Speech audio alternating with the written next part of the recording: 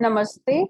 My name is JVN Manisha Singh, Assistant Professor in Department of Food and Biotechnology under Faculty of Agriculture and Veterinary Sciences in Jyoti Vidyapeeth Women's University, Jaipur.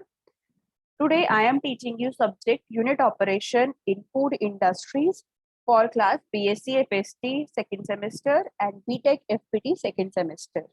Okay, so in today's session, we will discuss about the leaching process. And leaching is a unit operation which is performed in the food industry. So in this topic, we will discuss about leaching, its principle, different types of leaching methods, etc. So let's start the topic, leaching. So leaching is a preferential solution of one or more constituents of solid mixture by contact with a liquid solvent. And this unit operation is one of the oldest unit operation in the chemical industries. Okay. So industrial applications are leaching is widely used in the biological and food processing industries, such as the separation of sugar from the sugar beets with the hot water and the extraction of oils from peanuts, soybeans, sunflower seeds, cotton seeds, and halibut livers. In pharmaceutical industries, many products are obtained by leaching plant roots, leaves, and stems.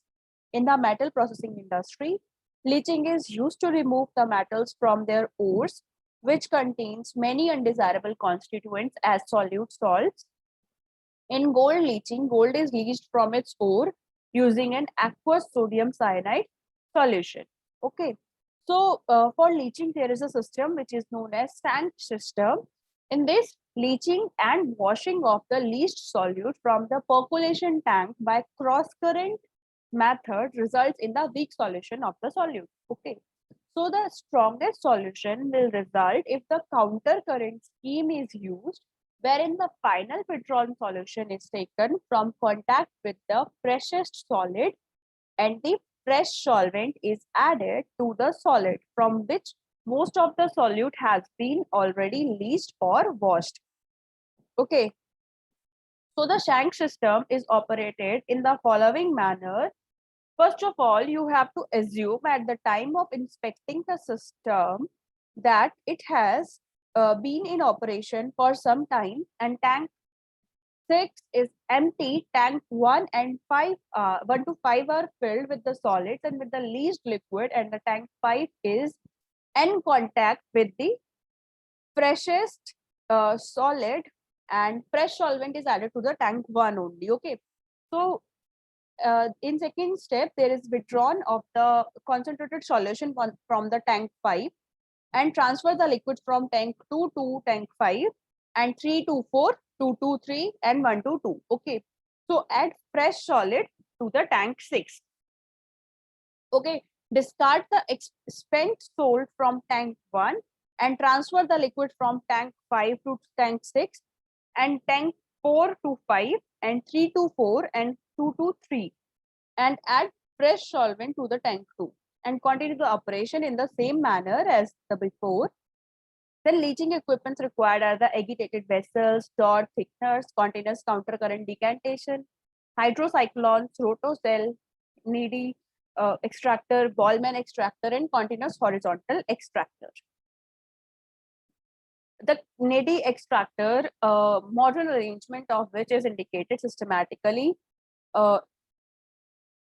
is another stage-wise device which has been in use since 1927, originally for leaching tannins from tan bark. It is now used for oilseed and other chemical leaching operations. The solids are leached in a series of tubs and are pushed from one to the next in the cascade by paddles, while the solvent flows in countercurrent. Perforation in the paddles permit drainage of the solids between the stages, and the solids are scraped from each paddle.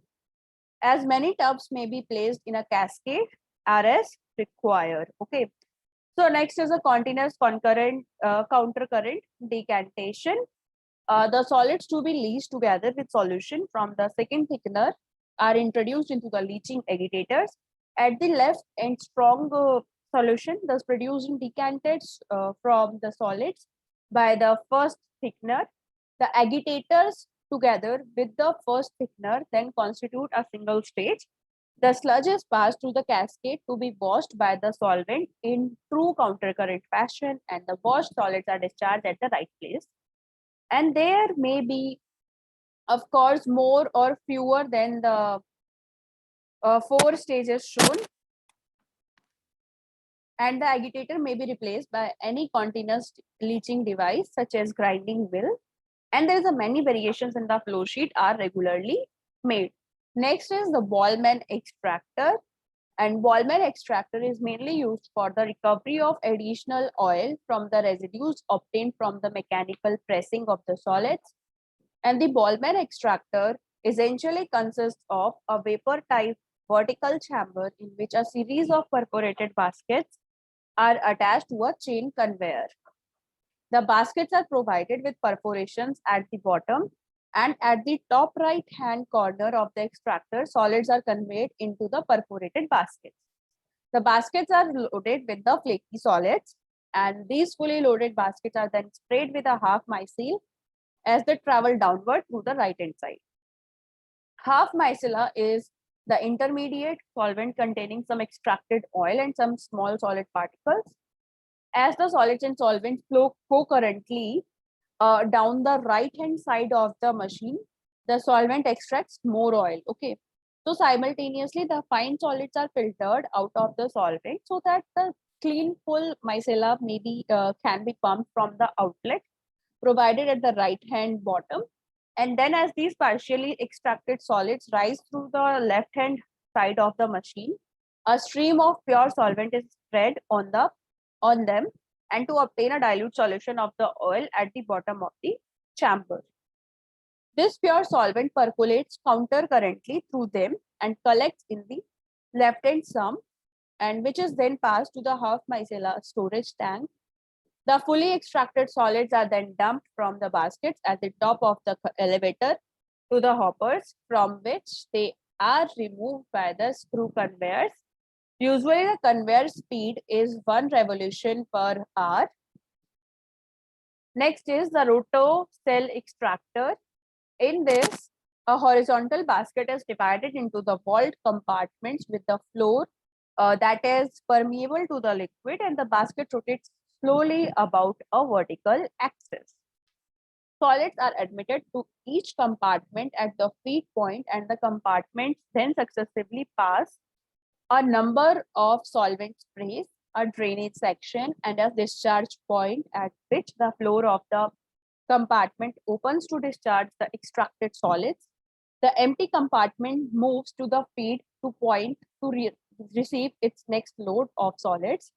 To give countercurrent extraction, fresh solvent is fed only to the last compartment before the discharge point, and the solids in each preceding compartment are washed with the effluent from the surrounding.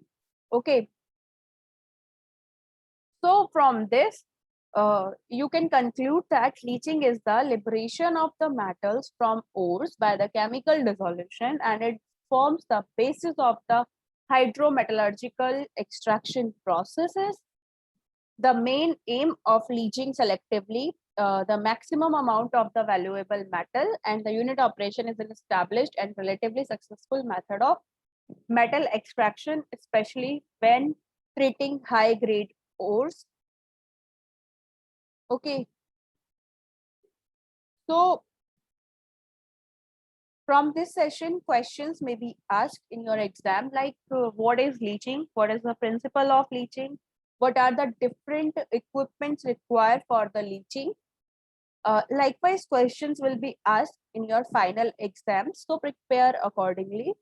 Thank you so much for watching this session.